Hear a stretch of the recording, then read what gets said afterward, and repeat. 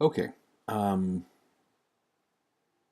the instructions I showed you last time set the read and write permissions on the file, but they did not set the execute permissions. So I'm going to show you how to do that now to allow you to run the applications that were in that folder that you opened up.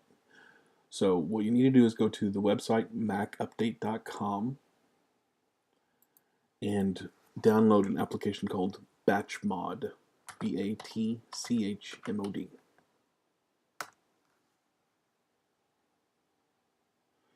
And this is just a graphical tool to allow you to change these permissions that normally you would do through the command line, like in the terminal.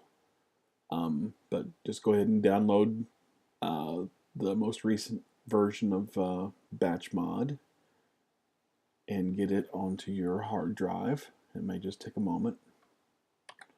And then once you have it copied to your applications folder, you just go ahead and open it up. And then click on the File button here at the top to navigate your way to that folder.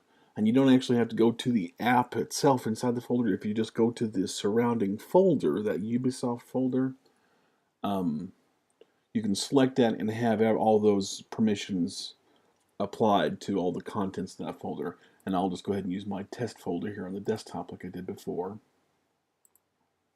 And inside my test folder, I put an example app, just, to illustrate. Although it's not actually a working app, it's just, for illustration. So select the folder, the Ubisoft folder, and click Open. And it'll have the path to that Ubisoft folder here at the top of the chmod window.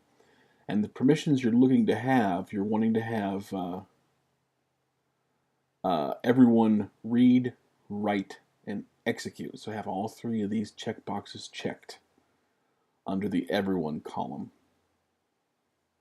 And if you want, you can go ahead and change the owner as well, from whatever it was to your username. Yeah, and it may be a long list. But if you find your username in the list, you can select that, and that actually will make you the owner. And then just go ahead and check all the way across the board: read, write, execute. Read, write, execute. You may have to click each checkbox twice. I'm not sure why that is, but you want to make sure it has a check mark in it. And then once you have everything checked, click Apply to Enclosed, and that way it'll recursively put those permissions on everything that's within that Ubisoft folder. And once you have the permissions set the way you want them and Apply to Enclosed, click the Apply button. It'll ask if you're sure, and then it will authenticate and ask for your admin password, and then you're done. Now, when you go in there and click that app, it should run.